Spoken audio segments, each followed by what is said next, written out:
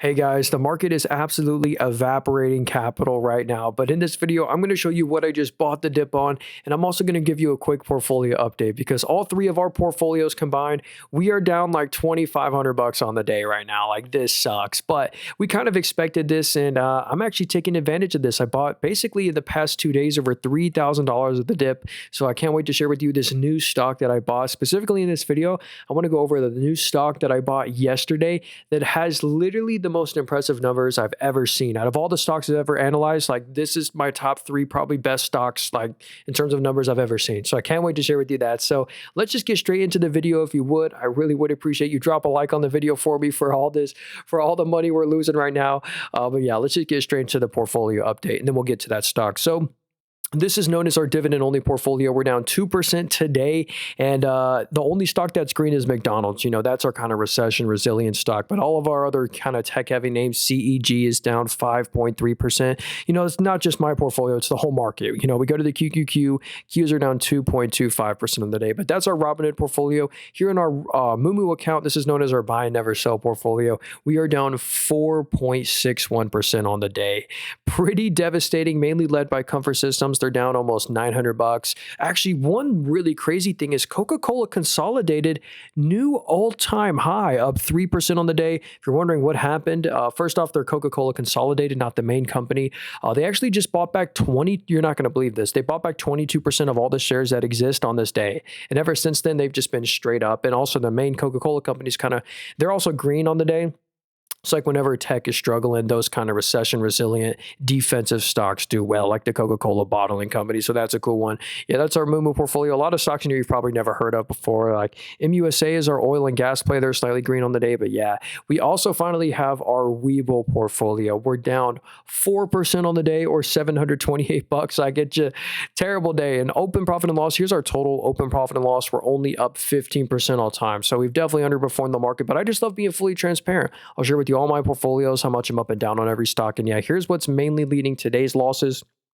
Let's organize it. Yeah, Disney reported earnings this morning. They're down 9%. AMD's down 4%. Dave is down 11%. SoFi 11%. Robinhood is down 10%. Like stocks are not happy today. Reddit's down 6%. Supermicro's down 7%. PSIX 9%. So I have literally not seen a day like this overall bearish in a very long time. And I certainly haven't had a day this bad. But let me share with you. Well, here I'll go over some stocks that I'm not going to fully analyze. Here's at a quick glance what I've bought in today. Let me remove that. I bought a share of Amphenol Group. Yeah, if you've heard of Corning or GLW stock, they're very similar to them, but I bought a share of Amphenol on the dip today. We also we're buying the dip in our Roth IRA. So as a very new position, we've never previously owned this stock before. We bought ticker symbol HCA. This is a stock that I can't believe has the best fundamentals ever. I'll cover that in 1 second. We bought also one share of Iron Mountain today. We bought a couple of shares of CorMedix. We also bought, I think, like 7 or 8 shares of Webull today. So we did buy a little bit of the dip. But yeah, our main purchase was HCA Healthcare.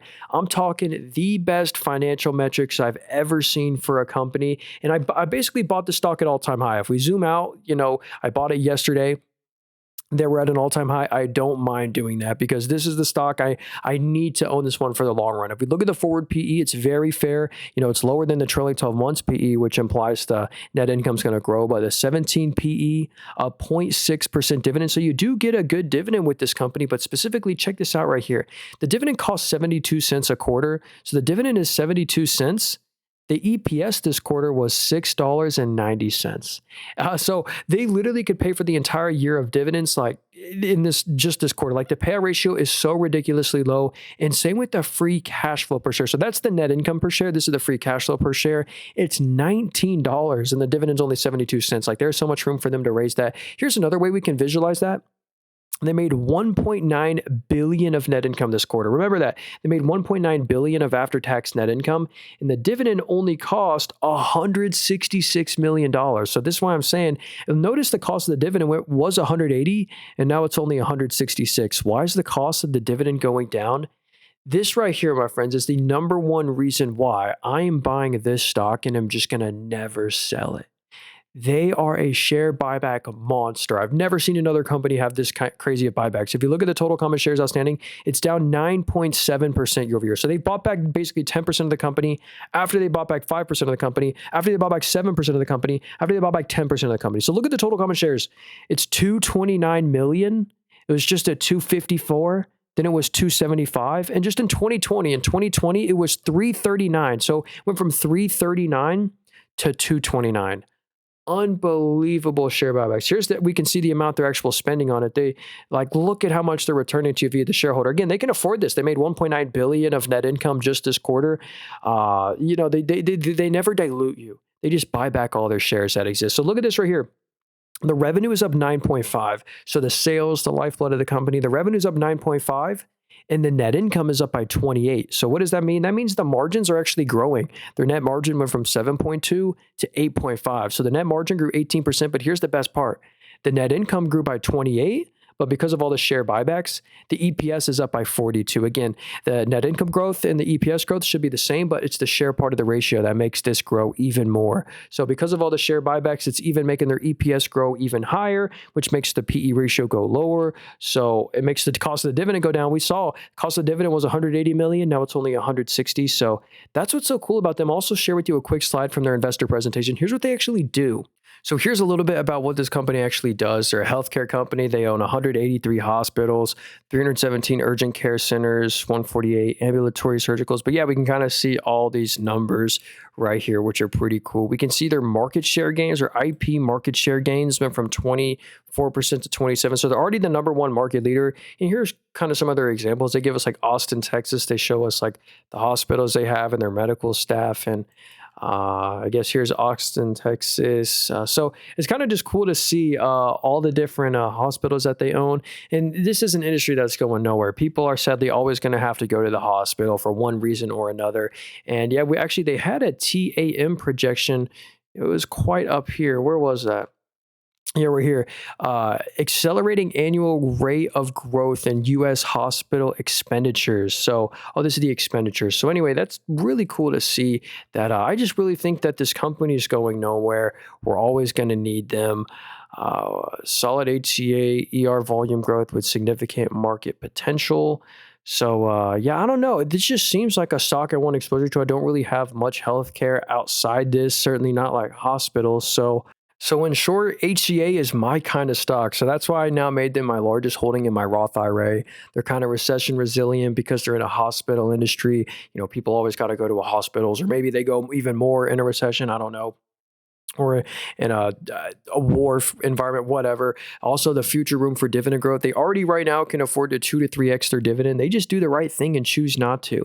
Since their dividend payout ratio is so low, they choose to do insane share buybacks. That's the thing. They're going to convert that money one day from share buybacks to dividends, but they're not doing that yet. So instead, they're just doing insane share buybacks. So in the future, I'll have a great yield on cost, and they're the perfect stock for my Roth IRA, I think, to just buy and never sell. So yeah, that's my newest position here in my Roth IRA. Another stock I bought the dip on here in my Moomoo portfolio is actually Amphenol stock. This is one of my favorite stocks, again, of all time. They're the copper supplier for NVIDIA, and that's just one little portion of their business, though. You won't believe this. They have their communication segments, which is their wire business. That's up 96% year over year. But then they also have their harsh environment solutions. That's up 27 after it grew 17% to a new record. And then finally, their interconnect and sensor business is up 19%. Here's the crazy part. So the sales are really growthy. The revenue is up 53. So the revenue is up 53, but the net income is up by 106%. What does that mean in English? Well, basically that means they're expanding margins. Net margin went from 15 to 20%. And not just the net income, but also the FCF, which is free cash flow, 1.2 billion of free cash flow. They had a sudden, these past 9 months have been extra insane for them from this AI demand that's hitting them right now. So there's also a lot of room for them to raise their dividend as well. They actually just rose their dividend by 60%. I kid you not. Look at this. The dividend went from 0.16 to 0.25. That's like a 60% increase to the dividend.